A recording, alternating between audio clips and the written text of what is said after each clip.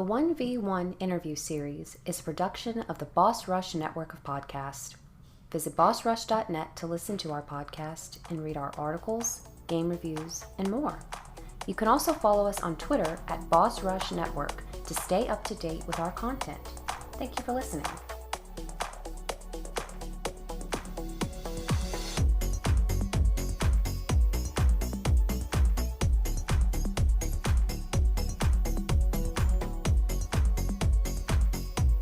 Hello, everybody. Welcome to 1v1 here on Boss Rush Network. I'm your host, the Enlightened Insider V. Joining me is the humble hockey player that I know, Mr. Jack Brough from the Boss Rush writing team. Hello, good sir. Hey, everybody. How's it going, Ed? How is it going? It's going good. Happy New Year to you. Happy New Year as well. Before we get in, I have got to say, we met Jack through Nintendo Power Block. We started talking about snacks, and he started talking about, it's this snack you got to try out. This snack you got to try out, and the snacks that he's been giving me have been amazing. So thank you for the snack talk. Of course. Have you been a big snack person or anything? Yeah, I mean, especially it's in my line of work. I work for a snack distribution company and have been there for 13 years. So, when it comes down to that, I'm surrounded by it all the time, whether it's with one of the brands that I sell and distribute, or if it's a competitor. I see things, that are on the shelves, sometimes before other locations, and it catches my eye. And then, even with my stuff, I get samples of things before they're made available, so I can, give my feedback and such. And, it's a nice little perk with my job to be able to get some of those treats and such. So yeah, I've always been big into snacks, and this is definitely the time of the year for snacks, because there's plenty in my house. I'm sure there is for yours right now too. Oh yeah, it is. I got snacks galore. The Christmas candy that's been on 50%, 70%. Yeah, I kind of stocked up on some good old snacks. Nice. Which is funny because our Christmas candy at my job is like literally almost gone. It's like There's only 2 shelves, and then there's all the decorations, because we already got Valentine's Day candy out. And I'm like, I haven't found anyone to love yet. Yeah. It's out. I know, it's always such a quick turnaround, in the stores about shoveling it out, which as well. They got to promote the next big holiday. Shove it down our throats before we can even forget about the previous one. Yes. Well, Jack, I want to ask you, how did you get into gaming? The first gaming system I had, or my family had, was the NES. My older brother bought it. I was probably like 6 when he got it, and that just started my love for games. Right then, neighborhood I grew up. There were so many kids on our street. We lived in row homes. There was just kids like every single house, and it seemed like everybody had a Nintendo, and we would just trade games left and right. So it's not like if our library was limited, the neighbor 3 houses down had 25 different games. So we all just honored each other and just would trade. So got to play so many different games throughout the time. From there, that's what started it. I had a bit of a patch. My parents didn't care for games, so they were reluctant with the Nintendo. And then there was a time where they took it all away. So I know. I actually won a Super Nintendo when I was like 9. I was at a Phillies game. I got to be on the field before a game and won a Super Nintendo in 1993. So it was a couple of years into the system, but I'm 9 years old. This is the greatest thing in the world. Had it, and I was at the age where I have 2 brothers, so my other brother was 12 and the other one was maybe 6. Apparently we would argue all all the time. So my parents just said, nope, enough's enough. We're not handling this anymore, and made me sell the Super Nintendo. Yeah, I know. It was pretty devastating at the time.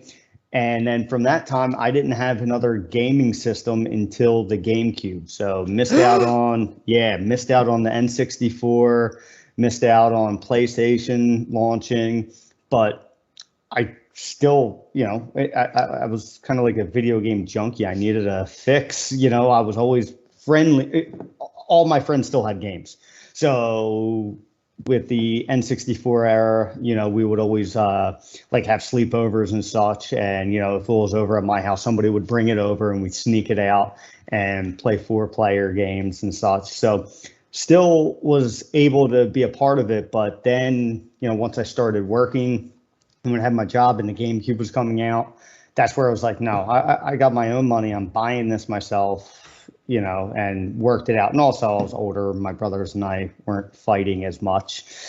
So we were able to, handle it a little bit more maturely. But that, I think, just sparked it. I wasn't allowed to have it. So my obsession kind of grew with it.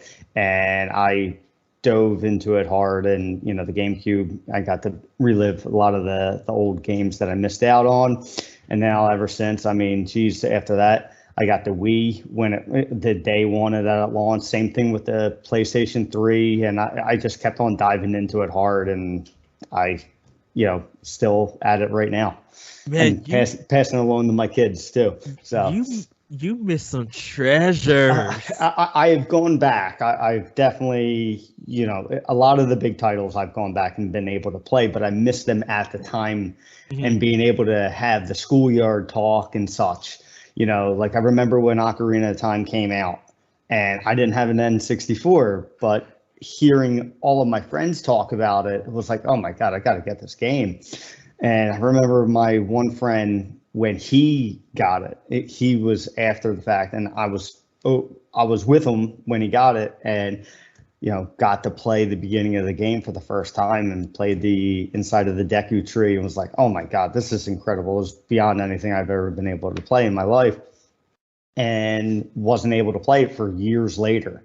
It's not like somebody would let me borrow a Nintendo 64 and right. I was, 12 or 13. It's not like I was able to acquire any money, not any real money to be able to buy that. So yeah, I got with the lead up to the Wind Waker coming out, with the Master Quest and all of that being released as a pre-order, I was able to finally get into it and play it for the first time then and really dive into it. And, I've been really hooked since. Yeah, it's funny that you mentioned having your Super Nintendo taken away. I actually, as a kid, I got some bad grades in the fourth grade. Okay. I failed, and I had my Nintendo controllers taken away. So I still had the Nintendo in games. I just couldn't play nothing because my read the manuals. Yes, but God is good because I had a neighbor who had extra NES controllers.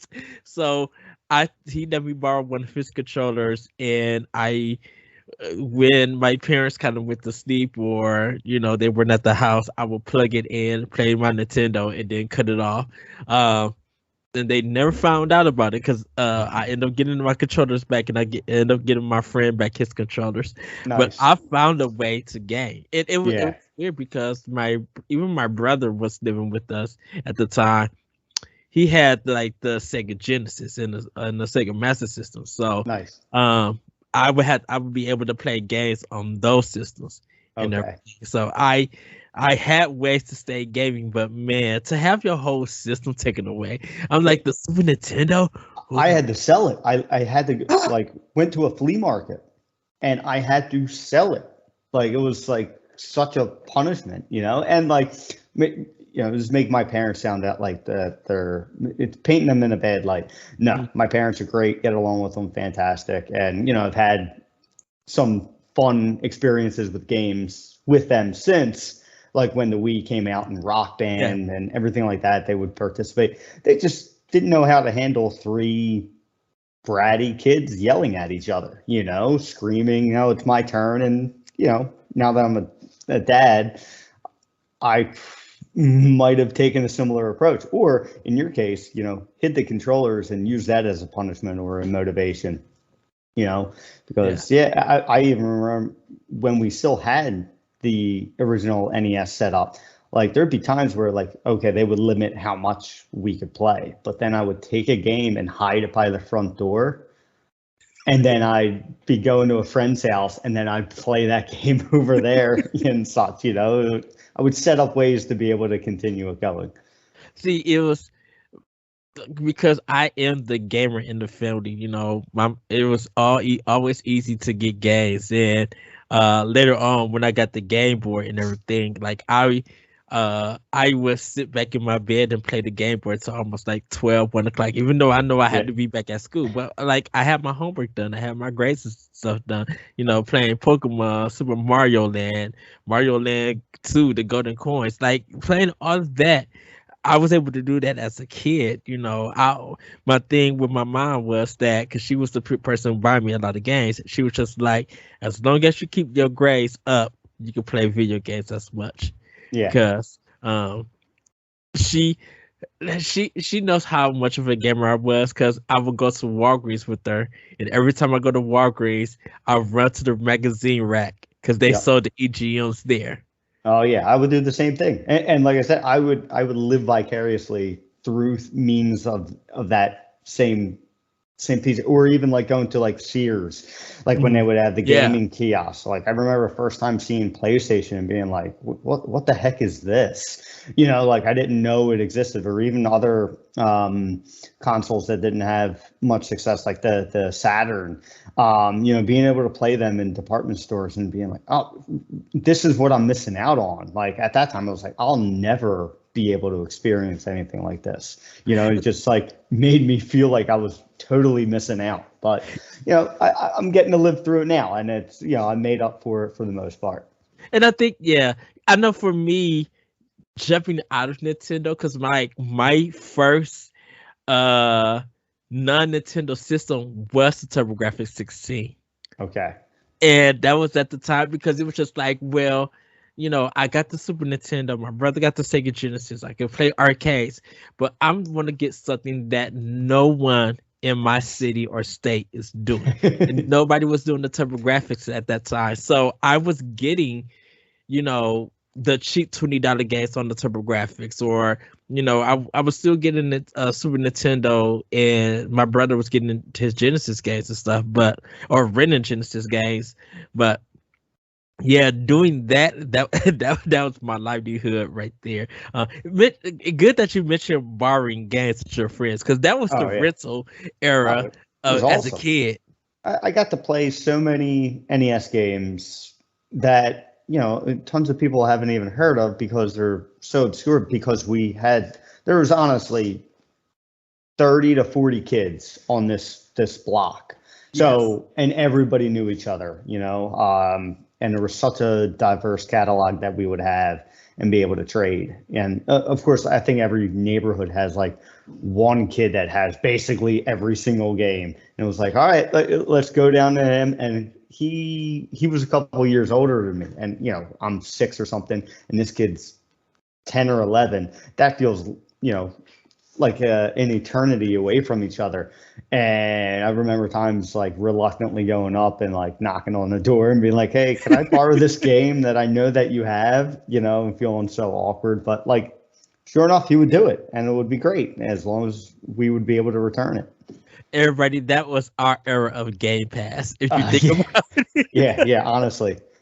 Because like when you give the game back, it's sometimes you remember, you forget, and if that kid moved, whatever game that you gave him, he took, and then you have his game, it would just be like, oh man, I forgot. But that's how we used to do it back in the kids. What about the arcades? Did you have an arcade?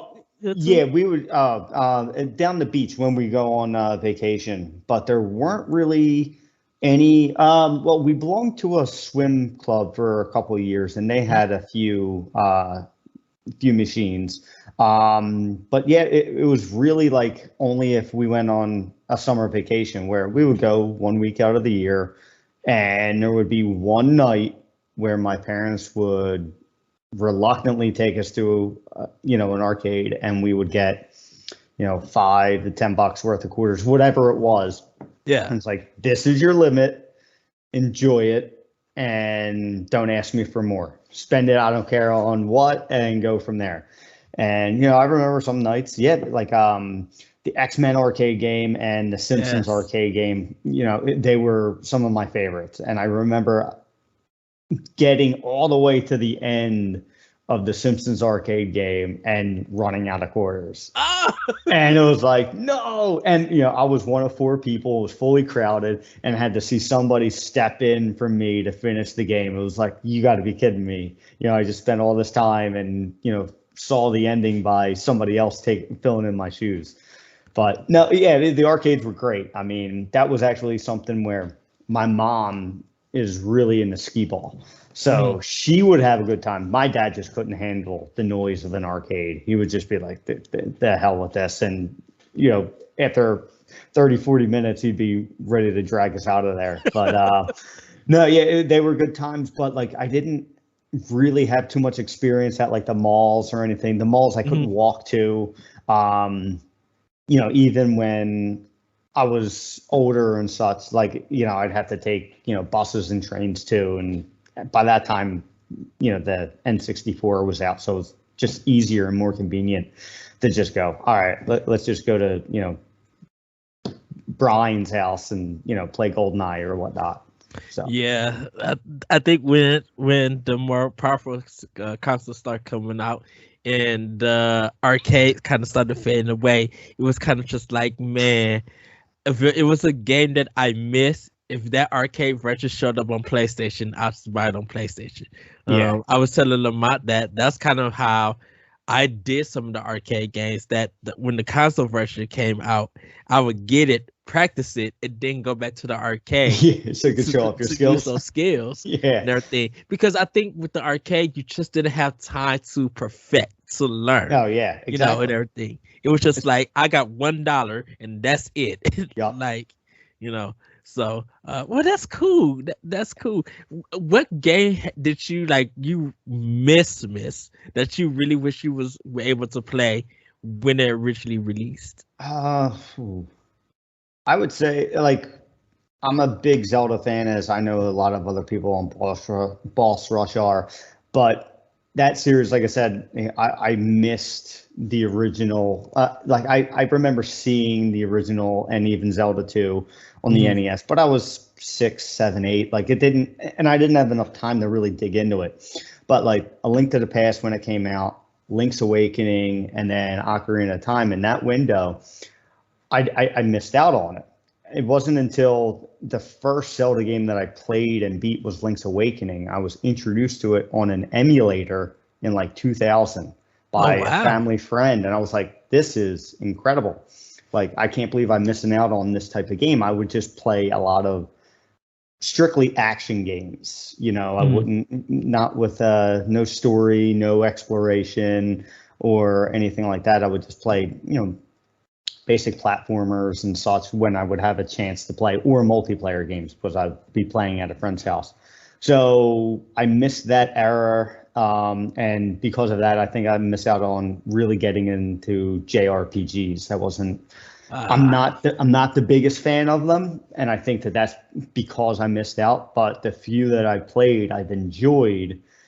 It just feels like I just don't have that connection. And so when I do find one, it's like, oh, there's a great surprise. I think the first one that I think it was Golden Sun on the GBA that I really got into.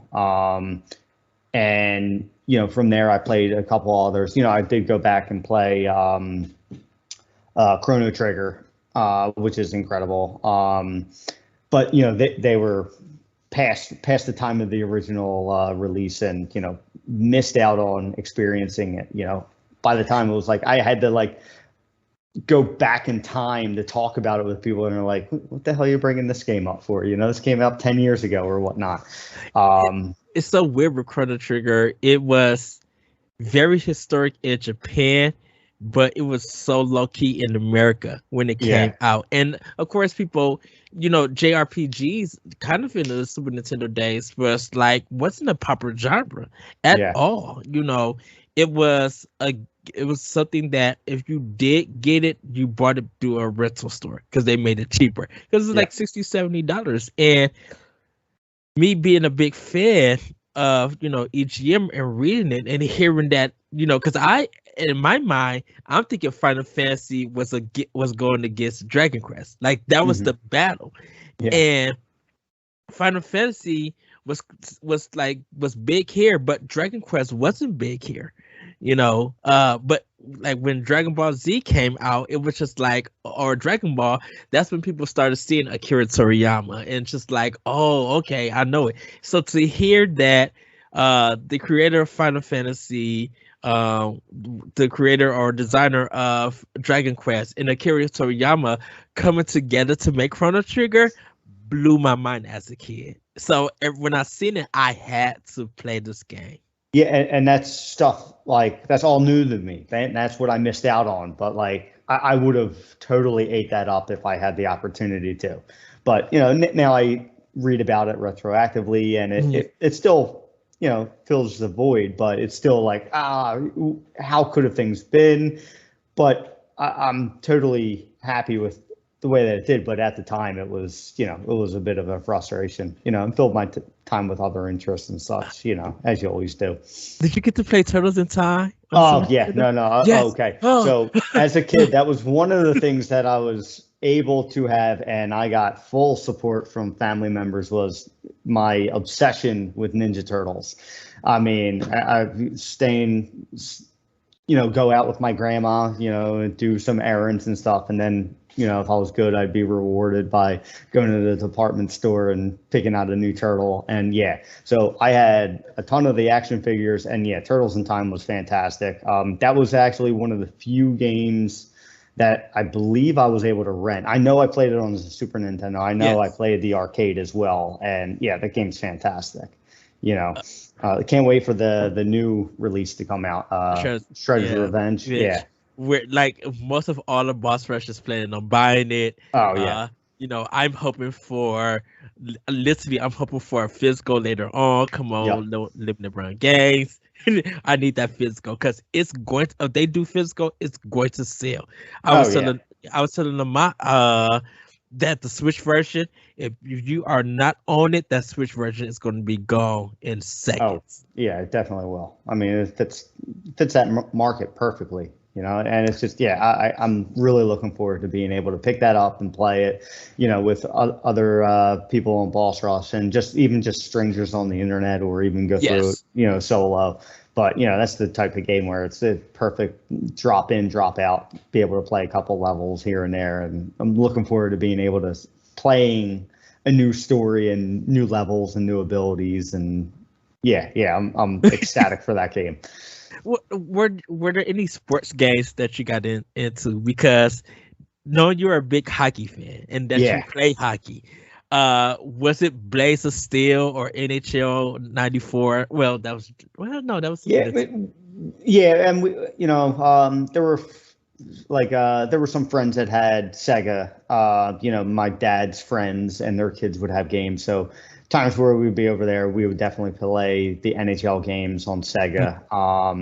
But games that I was really, and play Blades of Steel. It was great. I mean, you would fight, and if you won the fight, you weren't penalized. So it encouraged beating the other player up, so you would get a power play. Yes, a little bit of a reversal, but it was great. Got into just the NHL games. They were the big ones that, I still pick up and play, not as much as I did in my college years, with my roommates and such, because I lived with guys that also played hockey, so we all had the same interest, and we would just gather around, play 4-player hockey, two on two and such. And it was, a lot of trash talking going back and forth and carrying on, and it was always a good time. Other than that, would touch base with some baseball. I would hate Madden. I remember the last game of Madden I ever played. It was against my older brother. He just got, I think it was Madden 2004. My brother had a PlayStation, and he was out living with his wife at the time and his son. And it was the Madden that had Michael Vick on the cover. Okay. So they introduced like this new passing mode. So he was off all day. I finished work and went over. He's like, "You got to come over and play this." I lost 70-14. Yeah. And I was like, "I'm never playing this game again." He's like, he sat home and played that game religiously all day, and then comes and whoops my butt. That big. I was like, I can't even. No, I'm not spending the time to get any bit decent in that game. I give up. So I'll never play another football game again, or at least another Madden game. So my brother, he's into football. He played it in high school. He's always been. Sorry about that. He's always been into sports, and he had Joe Montana football for Sega Genesis. Okay. And so he used to he made me play the game, and I didn't know what I was doing because I'm not educated in sports. Everybody, forgive me. I like arcade sports. I play some from time to time, but I just didn't know like what passing, who's these players. Didn't know nothing.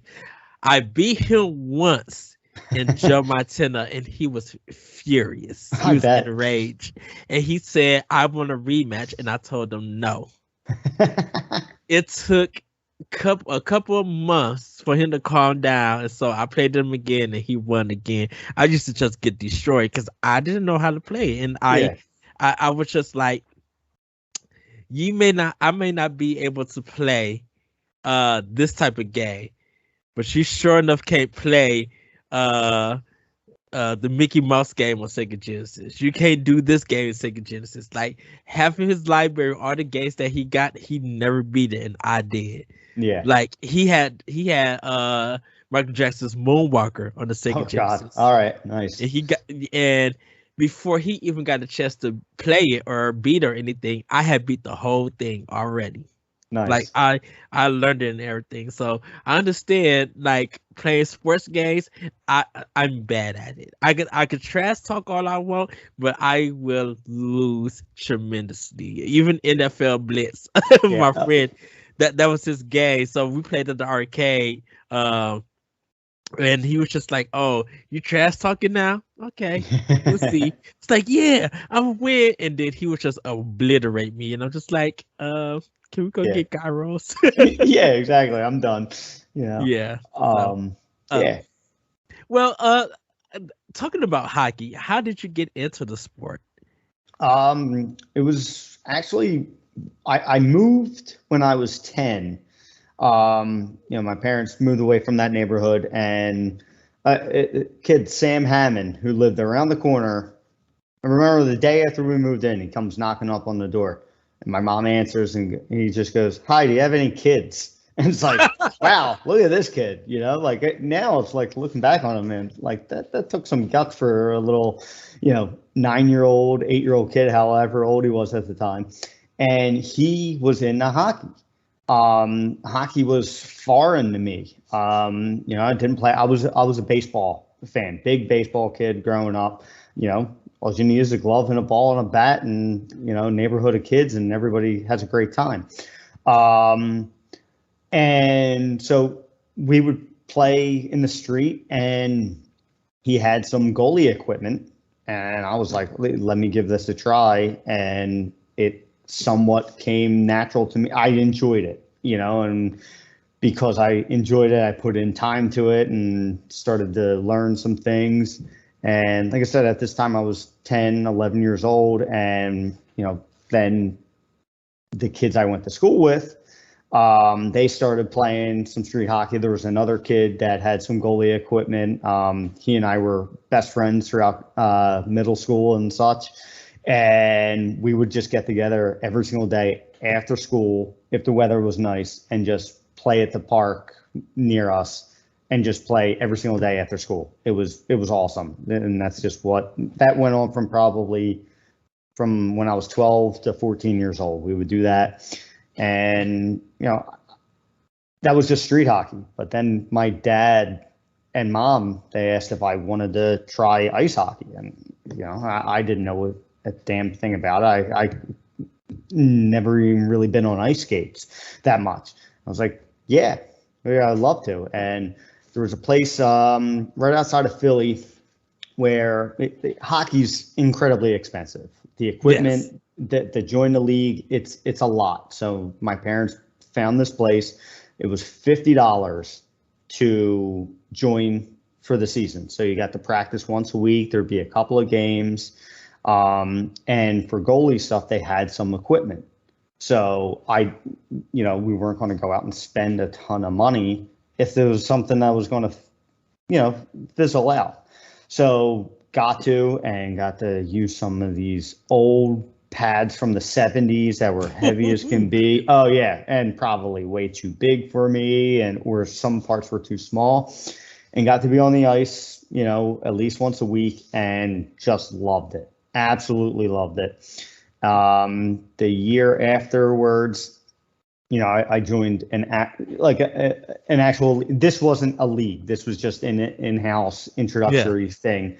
Then got to join a league when I was in 8th grade, and I played for a team outside of my township. So they had to make some rules because I was playing for a different township, and that's where I got to play my first time. And I had some success and fell in love with it. And, now one of the guys on the team, my best friend still to this day, it's great. And, continue to play throughout high school, some in college, and I still play now. And I still play with a lot of the guys that I went to high school with. And, we still get to catch up and meet every day. And it's just great. Right now, it's just kind of like, all right, it's a fun time to do some exercise, do some competing, but also just hang out with old buddies and just reminisce about old times. Grab a drink or two after some games, depending on what time they start. Some of our games don't start until 11 o'clock, and I'm up very early for work most days. So it's like, I know that my time's limited with my hockey playing days, but trying to get every ounce of it in, before my body just says, no, this is enough. So, and your position is goalie, right? Yeah. So, it's definitely a physical demanding position. Have to be quick on your feet and flexible and stuff like that. So not only just, I try to stay on top of it when I'm not playing as much. And then you have, a bunch of flying hard rubber pucks flying at your face. And I'm not the tallest person in the world, so I get a lot of shots that are aimed towards my head. And that's part of what's wearing on me. It's like, all right, getting beat up a little bit too much right now. So maybe I'll think about hanging up the pads somewhat soon. How does it take? How does it take? What level of concentration must you have in order to play that spot? Because I know you're on this big ice rink or field or ice field, and ice you rink. got all. You were right. Okay. Yeah. You have to keep focus on all the players and where the puck is going. And I know that puck is not big. So it's just like, how do you or goalies in general, like, how do they focus on that? It takes a lot. A lot of it is like you ask any goalie, and if they had a great game, they probably weren't thinking. It was just they were in the zone, and it's almost like an out of body experience where it's just like you just read the play before it's even happening, and you anticipate things. Yeah, a lot of it is luck, a lot of it is skill, and a lot of it's just what you do to prep. Being in the right spot at the right time, being able to read where people are going. But like you said, yeah, it's one puck. You have 5 people in front of you on your team, but then the other 5 on the other team in front of you, and it's a battle. It can be quite exhausting at times, so, but it's been a ton of fun. Absolutely love it. There's been some real rough games, but there's also been some games and seasons where had some success, and feeling like an old person here, but my last 2 years of high school, we won the championship against our rivals and such. They were great times. There are things that I'll never forget, and it's just a great experience to still be a part of my weekly activities. I know a lot of people are asking about the fighting. Yeah. Not just like I don't know how the fighting works in hockey, because you got yeah, like at my level, like if you get in a fight, you get suspended. It's not allowed. The refs that are there, they're getting paid not to break up a fist fight. They're told, okay, fine, let them fight, and then once they're done, get them out of the way. Usually fighting takes place just because it's somebody. The refs can't catch everything, but most of the time the players will catch up on it. And if somebody gave them a cheap shot, it's their retaliation for protecting one of their teammates, and they'll do that. And that's why it's allowed in the NHL and other pro leagues. It's a way to self-govern so things don't blow out of proportion and have somebody get hurt by doing something worse than fighting. And every now and then fights will take place in my leagues and stuff, and I'm glad I put that aggressiveness behind me, because I used to be a hothead when I would play, and would start fights, and would gotten into a couple myself, and it's like, man, I look back at it and it's like, geez, this is so stupid. I'm doing this for fun. Blows. Yeah, and like, yeah, there'd be my cheap shots. Like I said, being a goalie, there'd be somebody in front, and I'd be hacking them with my stick in places that I know don't have a lot of equipment, and in the back of the knees and stuff, and just being a dirty player by being competitive. And there's some times where then it finally blows up, and then all of a sudden everybody's fighting each other. And it's times like that where it's fun to look back upon, since thank God I never had any horrific injuries by doing something stupid like that. Has it ever been like a fight that just made you laugh, because it was just like, what are y'all fighting for?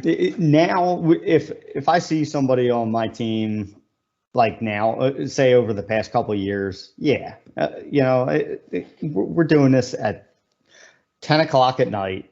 We're paying to be here, and it's our own time. And then we're going to get in a fight when we have to get up and go to work the next morning. That I look at that, I laugh now. Like I would only get involved in something if I saw somebody do something horrific, like slash somebody across the head or something like that. And unfortunately, there are dumb people in the world, but I think for the most part, from what I've seen now, the people that are in my league, they're calmed down, where it's not really a worry, even though we're being competitive, even some chippy stuff, it's given up easily, more so now than it has been in the past. And so. Do you guys play like 3 quarters for 15 minutes each? Yeah, 3 periods. We do 15 minutes. NHL does 20 minutes, but we're not anywhere near that level. So yeah, okay. It's 15 minutes, and yeah, it's enough. Each game lasts about an hour and a half of real time, with all the stoppages and such. And yeah, it's a lot of fun. It's I just had a game. When was it? On Monday, so a couple of days ago. So it's still enjoyable. How long did your season go? This league, I think we have 18 games. So there's 2 leagues a year. So there's a fall, winter, and then there's a spring, summer. And they break it up. Each team plays 18 games. Okay. Then we do a playoff series as well. And in this league where I play, there's multiple levels of leagues, and there have been some talent in some of these leagues that I played in. One season I actually had an ex-Flyer who's arguably he's one of the better Philadelphia Flyers that I've ever played. John LeClaire. He played in the same league that I was playing in. It was like, you got to be kidding me here. We're playing at this league. I was playing at the same rink that I grew up playing all the time. And I'll tell you what, the first time we played against them, this guy gets the puck, comes into the zone, and rips a shot right by my ear. And I was like, oh God, this is what I'm dealing with. You got to be kidding me. So he gets the puck maybe 15 seconds later and effortlessly puts a backhand high above my shoulder. And I was just like, oh, okay. This is going to be a long night. We lost 6-4.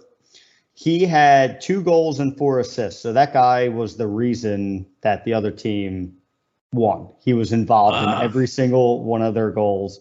And I know he put in maybe 10% effort, because if he was actually putting in all of the effort, he would have just, lit us up even more so. So did you get to talk to him after? Like, did you talk to the team? We did the handshakes and such, but there's a guy who he doesn't want to be doing that. And I'm also past the age where it's like, I'm not starstruck. I'll say I was a little bit starstruck when I saw him on the ice and saw how big he was and how good he was. But, there wasn't an environment for me to talk to him. And, if the roles were reversed, I know that he wouldn't want to be talking to some scrub men's league goalie about how he, totally whooped his butt. So, but nonetheless, it's a cool story, especially with me being in the Philly area, that when getting to talk about hockey, I could say, oh, I played against him before. And people are like, what? How did that happen? So, it's a neat story to be able to share. Well, that's awesome. Yeah. I had to ask because, of course, here at Boss Rush, we talk about games, we talk about movies and entertainment. We don't really get to talk about sports or even talk about sports games that we played and stuff. So it's good to know that, when you talk about hockey and you're so passionate, I'm getting educated because I used to go to Fridays. Okay. And I used to watch the Blackhawks play. So me and my friends, we there, having drinks, eating food. And at times I would literally watch the Blackhawk games. And every time the Blackhawks scores, I'd be like, yeah. Now, and I've never watched a whole full game of hockey until I started going to Fridays and watching them. I would sit down and watch it. And guys, I didn't know the whole rules of the games. I knew the fighting. I knew that scores were 1 point. And maybe you might see a whole game and maybe 2-0. You just be like, huh? How? I'm like, you guys had this all this time, and you just never realized that it takes a lot just to get that hockey puck in. Oh yeah, and some of the, and hey, I'm a bit biased because I am a goalie, so I like seeing big saves and big defensive plays. But there are some really great games that are ending 1-0, 2-0. But then there's also other games that end in 6-5, and they're very exciting as well.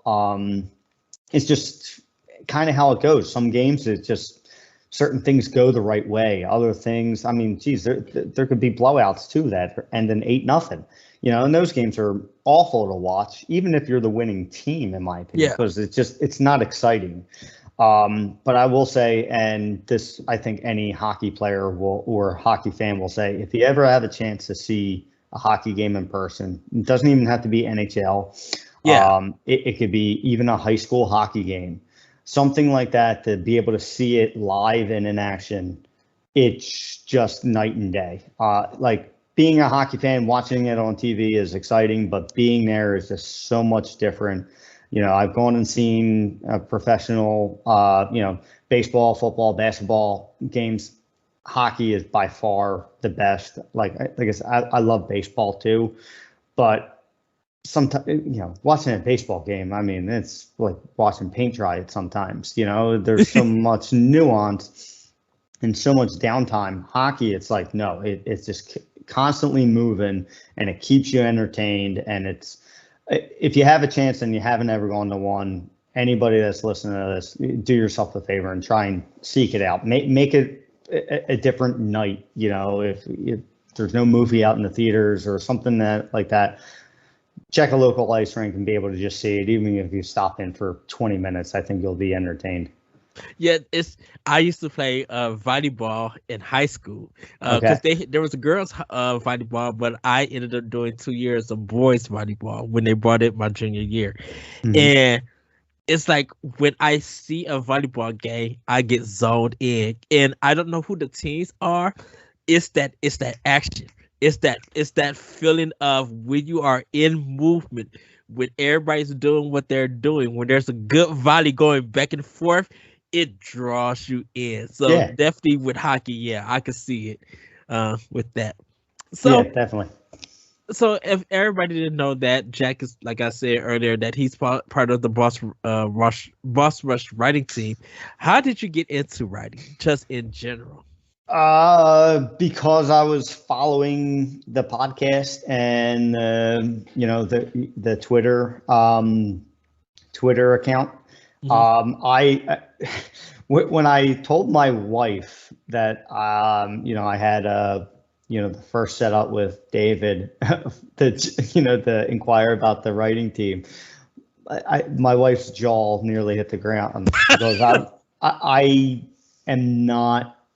I would have never associated myself with writing other than what I have to do with work. And there's no creativity to the writing I have to do with work. It's, a lot of it has to, I have to be careful with what I say, and things have to be legally, cut and dry, and it's boring, but, I have enough practice with just basic grammar there. Yeah. And it was more just about putting my creative side that I didn't really think that I had. But because I kept seeing, the request for writers, and, I got drawn into this by just being a fan of the shows and just reaching out, asking questions, trying to engage conversation. Yes. I figured this would be another step for me to bring up other means of conversation.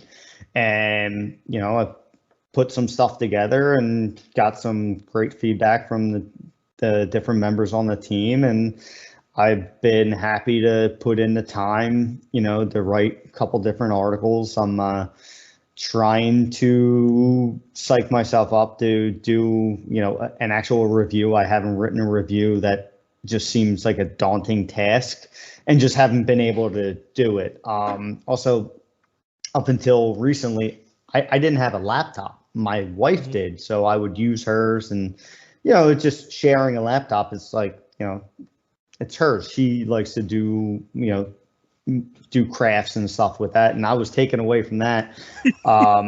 Now I just, with Christmas just passing, I was able to gather some gift cards, and I bought myself a laptop with all of those gift cards. So now it's like, all right, great. Now I have more time. So I'm building up the courage to be able to do it. But yeah, I never thought in a million years that I'd be able to say I'm a part of a writing team. Even now, it's still kind of shocking, to me, to be able to say that. Like, and I tell like friends and other family members, they're like, really, you?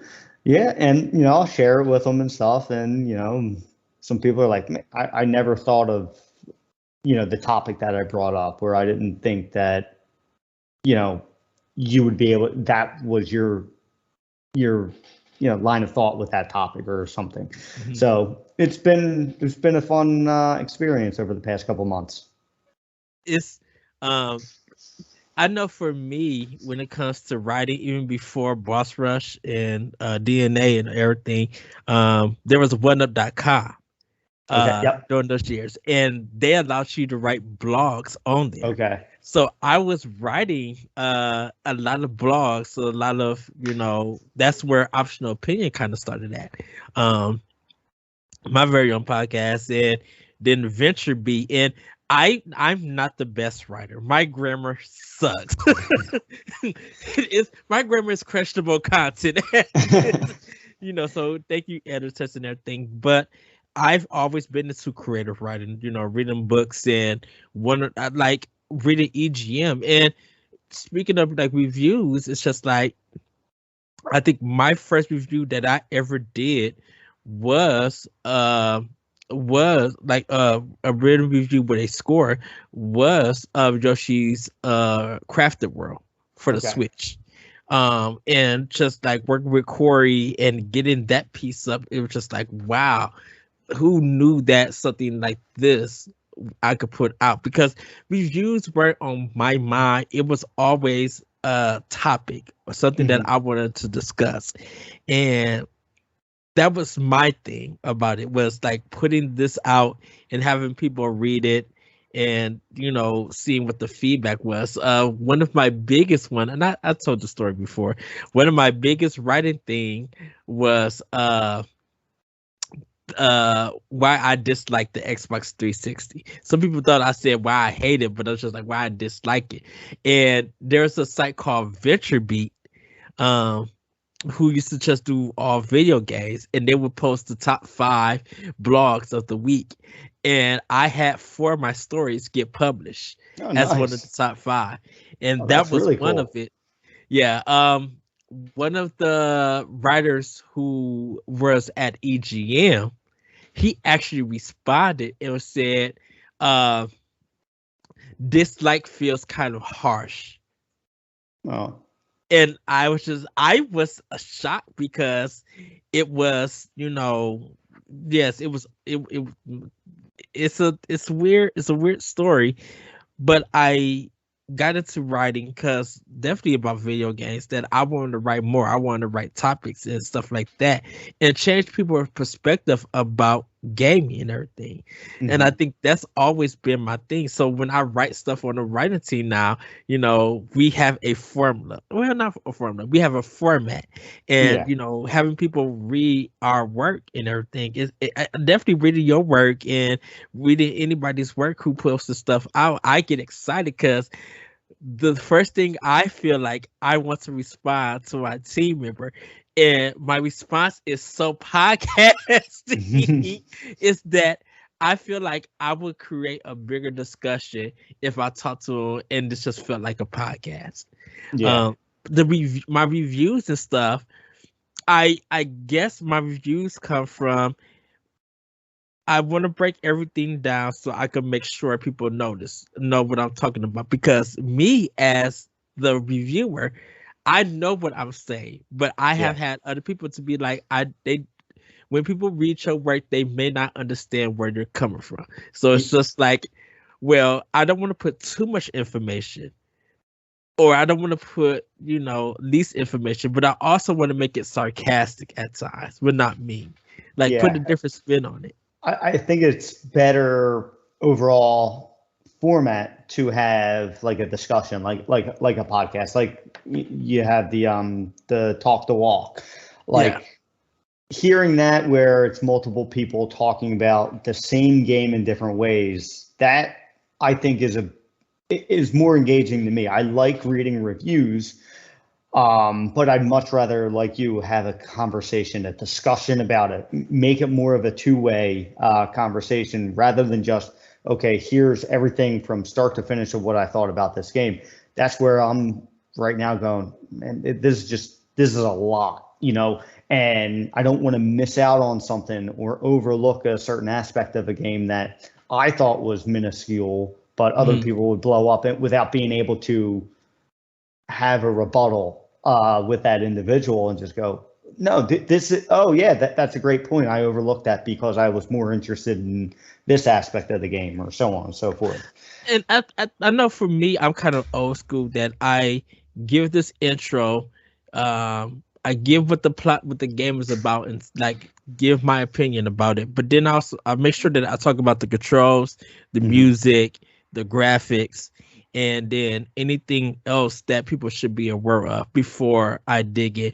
Because if I'm going to uh if I'm going to be very critical about a game, you would see it in my writing on how critical I am. Yeah. And when it comes to people podcasting with me and we talk about it, some people are just like, man, I can't believe that you went so hard on that game. And it's always when that happens, it's just like it's because I go hard on certain games. It's because when another game does the same thing and get criticized for it, why can't this game be criticized for those same things? Yeah, no, it's a fair, remark, and there's definitely bias for certain games Oh or yeah. genres. It happens, but and certain things are just hard to explain through any medium, and unless you actually experience it. You can't really tell anybody that a movie is great and sell them on it until they experience it. Might be able Yes. to, you know, gain some excitement so that they finally watch it, and then be able to experience that point. But that also can work the opposite way. A lot of times you can build so much hype around something that you go in expecting the greatest thing in the world, and then you're let down. That's where it's like, that's why I would prefer, a discussion piece rather than, just a one-on-one. Like you and I did the collaborative piece on the To the geez. expression. Yeah, exactly. Like, even though we didn't, sit down together and write it out, we wrote our opposing, you know, Views. remarks, and Yeah. then we collaborated it together. It was still like, that was something to, go back and forth a little bit more. And I think that's just where, all right, I just got to get that part out of my head and just go, nope, this is a game. This is what these are my thoughts. This is what it was. And, once I convince myself of that and pick the right game, I'll be able to put my mind and time into it and hopefully, grow that skill. And that was my first collaborative work with you, and I Yep. love doing collaborative work because it's not only us. Just I don't know what Jack is going to say. Jack don't know what I'm going to say, but we're going to write it out. We're going to send it to each other. We're going to get ideas, and then if we, because our writing is going to be there, but when we see each other and talk to each other, we're going to of course have a bigger discussion and Oh, of everything. course. Because I definitely felt like when we wrote that piece, I took a lot from you about it, and I was just like, I understand everything he's saying, and he's completely right and stuff. Yeah. And Yeah. that's a good thing. I think when you write together, or when you're just writing, and you're reading people's work, is that not only do you get to form your own opinion, but you gain something from it. Yeah, no, definitely. It's not about a writing and about a right or a wrong. It's just Mhm. about sharing your experience or your opinion on something. That's what's great. To be able to debate without making it a messy situation. Be able to, yeah. I mean, in that situation, you and I had different opinions. It doesn't mean that I'm right or that you're wrong or the Right. opposite. It's just, nope, this is my opinion upon it. This is your opinion upon it. Let the reader decide which one of the facts that we're labeling, Exactly. do they side with? And I think that's an exciting way of being able to share, some of the stuff that we do with the site. It is funny because it's I always feel like, definitely in this digital era, that it's going to be there until they take it down. So Mm-hmm. whenever you want to make that choice and you make that leap, you can. If you don't want to make it, that's completely fine. Yeah. You know, it's it's always what you as the reader are comfortable with, and what you take away and what you buy. Because just like I told you, Jack, when we were talking about it, a lot of people did not pick it up. They really thought it was expensive, and I think Mm-hmm. now that some people just like, well, I got some gift cards, I'll go buy it. And some people have picked it up and everything. And I think it's just like, for me with that piece, I think people weren't seeing what they all were getting. Mm-hmm. And I think the confusion was, and it's kind of Nintendo fault that they didn't explain the pricing on it. Like, it is $50 if you are new to it, but you're getting four systems. Yeah. Everybody thought it's just like, when I paid 20, so I got to pay another 50. So they're thinking they're paying $70. No, And that's they where I think that they set the precedence with, okay, we gave you online functionality, we give you the cloud backups, we give you the ability to play NES and Super Nintendo for $20. Okay, Yes. so that set up the framework. So then Animal Crossing DLC, I don't think that, I think they threw in as a last minute bonus. Which, yeah, it's how many copies has that game sold? Like 30 million or something like that. Yeah. Of course, that's going to be an incentive for a lot of people. But for me, it wasn't. So I look at it as, I'm getting 2 additional systems or access to certain games on those systems for $30. That's where I saw the difference of, okay, wait a minute. You set the precedence of giving me this, and then they didn't expand on anything else with the online infrastructure.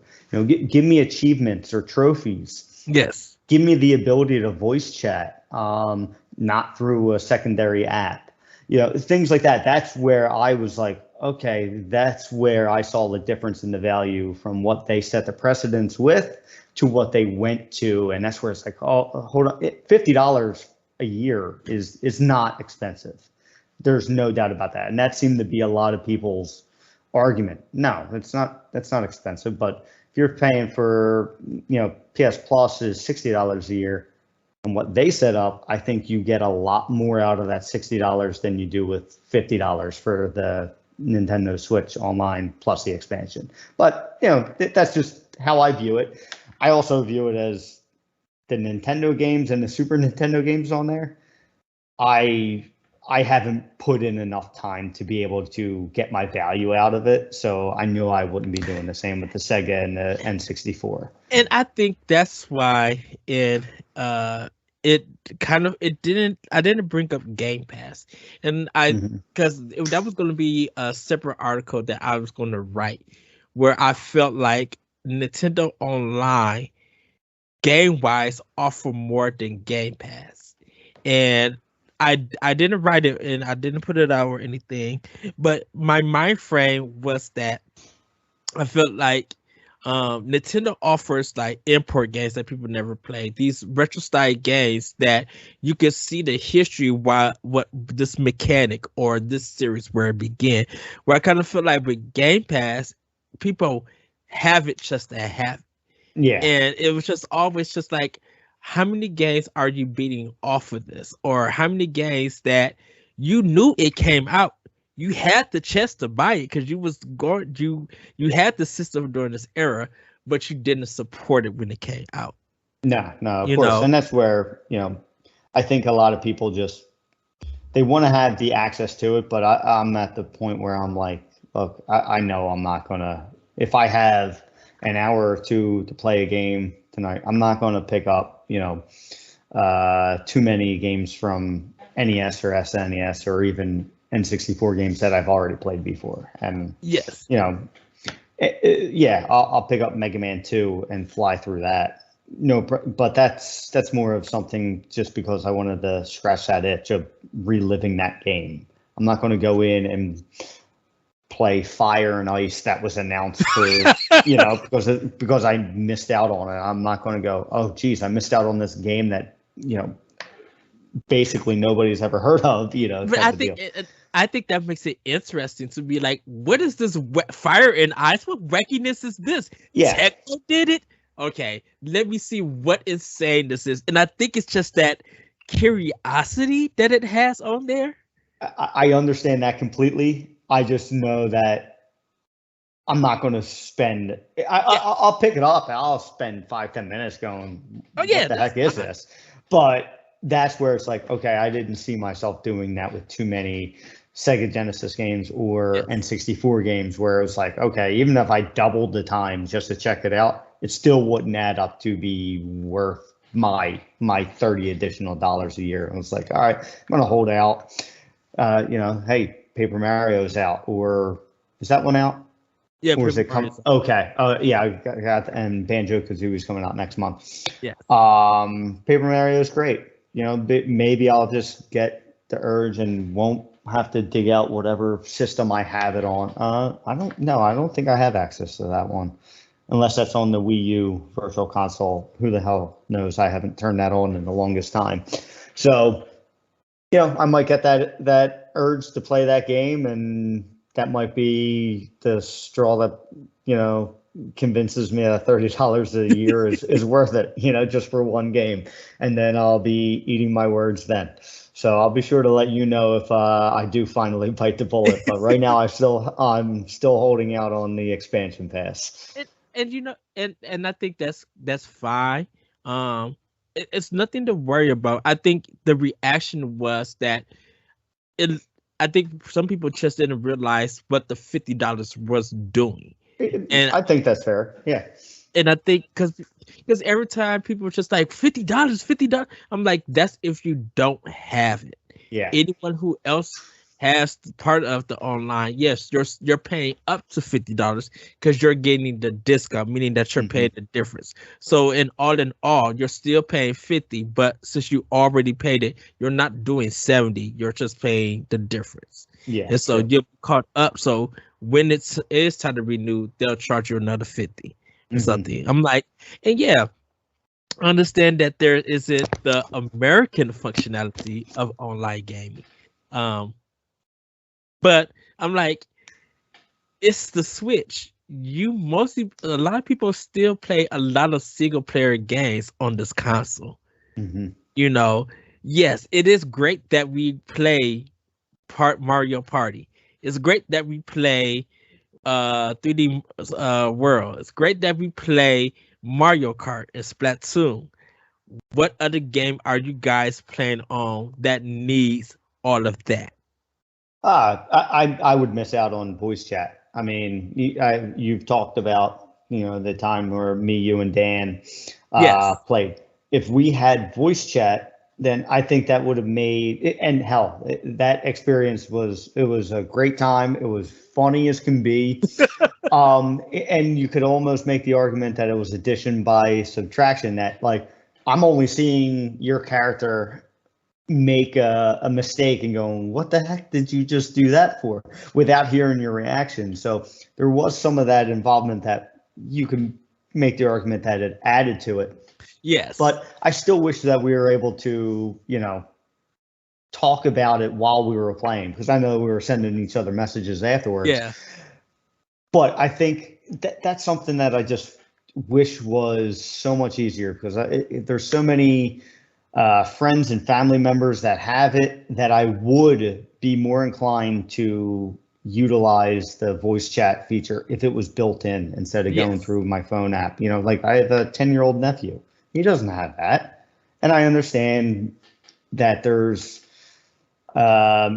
some security features and protecting kids from weirdos out there, which, trust me, I get. But also Nintendo at the same time is very proud about their parental control features that they put out there. So give their fan base that has grown up with their systems the ability to do things that has been normal for 15, 20 years now.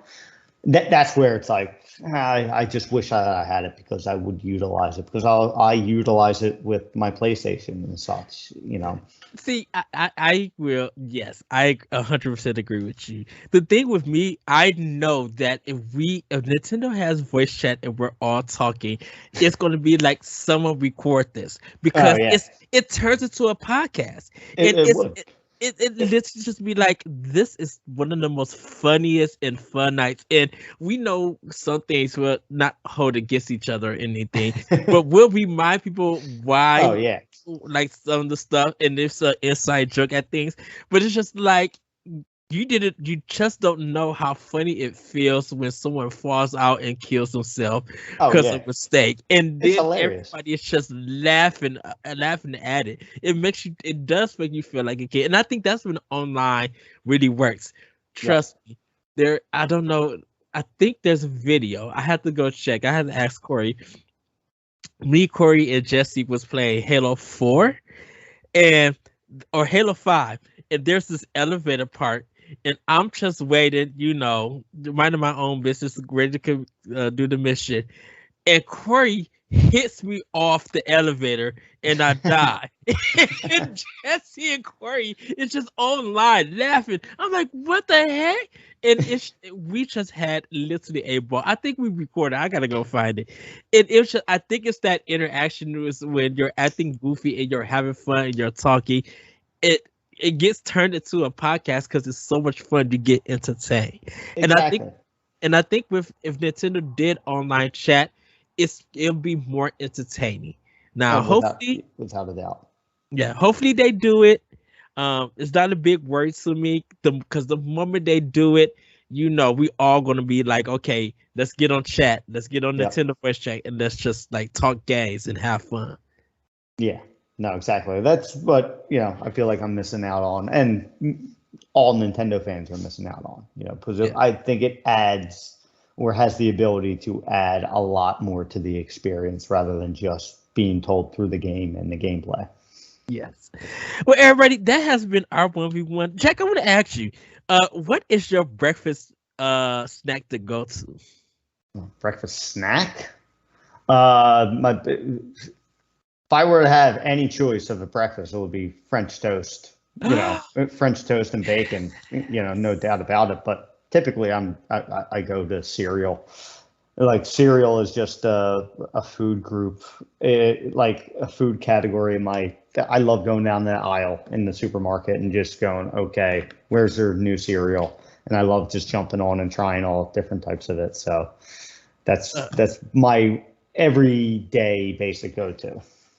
What is your one cereal that you just gotta have? Like, to me, it's Honey Nut Cheerios. I love Honey Nut Cheerios. I like Frosted Mini Wheats is my go-to because Really? it's filling. That's where it's like, okay, it feels more like a meal. I don't need to eat 7 bowls of it and feel like I just destroyed a whole box, But yeah, I'm simple in that, and also like Frosted Flakes are fantastic. But if I'm feeling, adventurous or something, maybe I'll get like Fruity Pebbles with marshmallows in it and stuff like that. And then, yeah, something like that. But no, I like going. I'm pretty basic with it, but I love trying the new stuff. When like they came out with like a Dunkaroo cereal, and I was like, oh, of course I'm buying that. Then it'll come out anything that's a new cereal. It's in my shopping cart. I'm picking it up and I'm trying it at home because I'm like a kid when it comes down to that stuff. Is there a game snack that you go to also, like Doritos, pizza? It's usually pretzels because they don't mess up the controller. It would be Doritos. I love Doritos, but no, pretzels are nice and easy for me because it's like I don't have to worry about gunking up my controllers or anything like that. I like taking care of my stuff, and I don't want to, have any Dorito dust or anything like that on my controllers. But yeah, just a basic, pretzel sticks or something like that. That's just like, I think it works out perfectly where I could still eat and play at the same time. But now, if it's other stuff, pizza and video games go hand in hand too. From doing sleepovers and stuff like that. It's perfect. It's absolutely perfect. Well, Jack, thank you for coming on doing this 1v1. Go ahead and plug. Where can people find you? All right. Yeah. Thanks a lot. I appreciate you having me on. Flattered that you asked. Yeah, I'm a part of the Boss Rush writing team.